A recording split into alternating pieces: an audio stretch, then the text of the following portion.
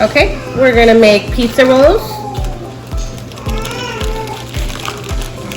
And I'm using my homemade pizza dough, which I make in large batches and freeze. And so I took this out yesterday, or put it in the refrigerator yesterday to defrost, and then I take it out an hour beforehand to warm up to room temperature.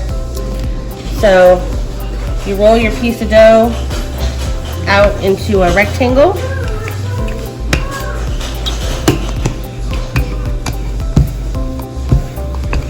Kind of like making cinnamon rolls, just you're working with pizza sauce and pizza toppings instead.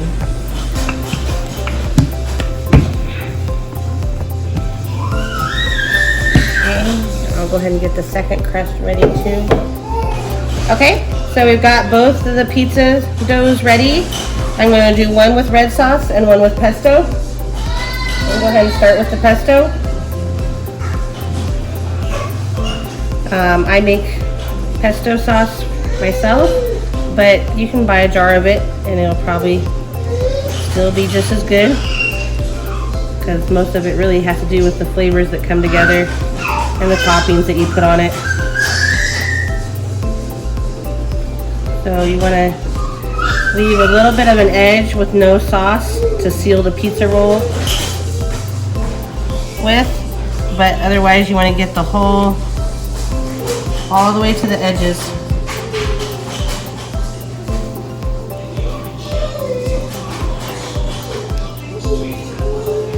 And you know, it's a little messy getting it all the way to the edges, but otherwise if you don't get it all the way to the edges, especially on the two ends, you'll end up with wasted pizza dough because it'll be dry. And any extra sauce you have left makes a great dipping sauce when the pizza rolls are done. So there's the pesto. Now we'll do the red sauce.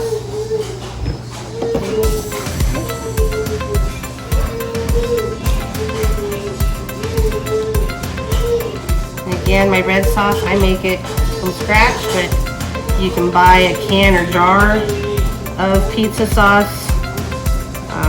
You can make your own. You can find a recipe online. I've even resorted sometimes to a jar of spaghetti sauce. Blend it up in the blender a little bit so it's a smoother. Whatever you do use, if it's a thinner sauce, it works better if you cook it down a little bit so that it's thick.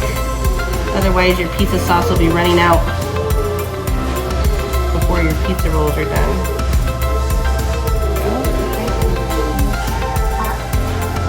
Alright, so now we do the cheese. I do 3 different kinds of cheese to kind of break up the mozzarella, because the mozzarella can be a bit stringy. So I use whole milk mozzarella and Gouda and Fontina, and I just shred them all up, kind of mix them up a little bit here, and put them on.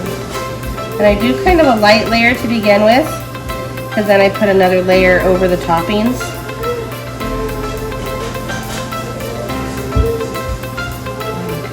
Okay, now we've got our layer of cheese down.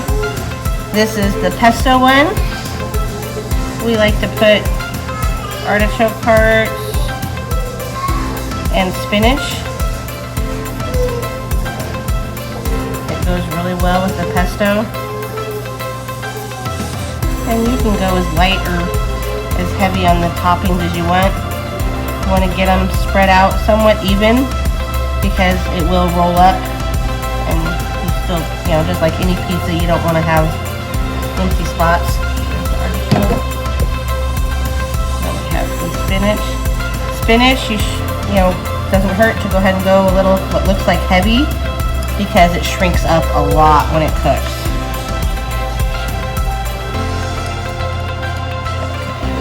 Especially this one with the spinach,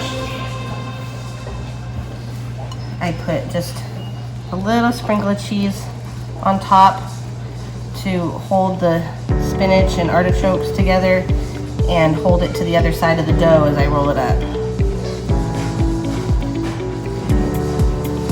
And then on the red pizza, red sauce, I'm just going to do some olives. You can do whatever your favorite toppings are. You know, throw anything in here. Sometimes my kids like to put chicken or lunch meat. They'll slice up turkey lunch meat, put it in here. You can put pineapple, peppers, just whatever you want. And you can even do like halfway, just do pineapple on half. You know, just like a regular pizza. The only difference is it's rolled up like a cinnamon roll.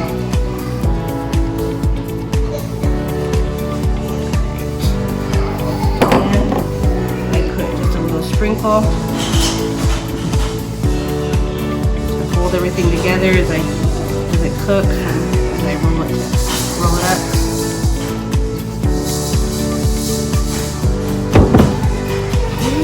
So now I'm gonna roll them up. Like I said, it's just like a cinnamon roll, just pizza dough and pizza sauce instead. You want to get it nice and tight because the dough being tightly rolled and then rising is what will hold all the toppings in place. Okay, so there's the pesto one.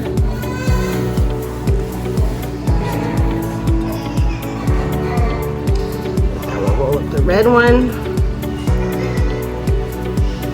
Just kind of tuck it under as you go. Tuck it under with your fingers. It's messy, but it's worth it. It is good.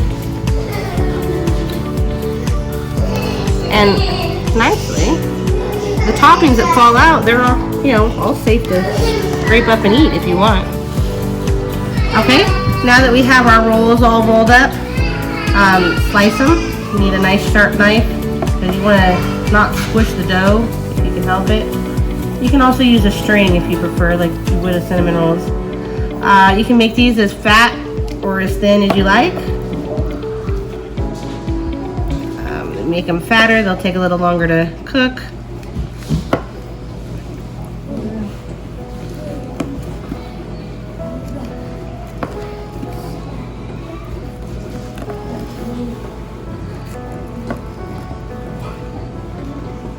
So it looks like I got about 10 out of this one. 4, 6, 8, 10, which isn't bad. You can cut them thinner, thicker, however you like it. You know, it's up to personal preference. Red one cut up here. The red one's a little more mushy because the spinach and artichokes add quite a bit of stiffness to the pizza.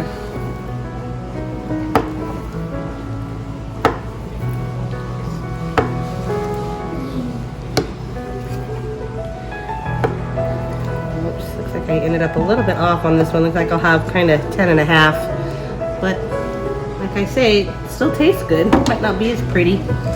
So I just use a casserole pan like I would use for mac and cheese or lasagna. Pick them up and put it cut side down.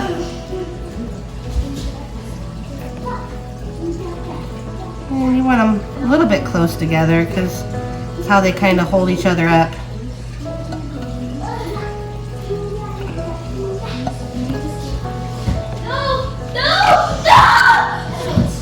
Okay, here they are in their casserole pans, ready to go in the oven. It's okay for them to be right next to each other. They puff up and it helps hold the fillings in. So now we're going to cook these at 350 for about 20 to 30 minutes. You want the dough to be golden and the filling to all be melted, and cook this at a little bit lower temperature than you would regular pizza, just because it takes longer for the center of the dough to cook.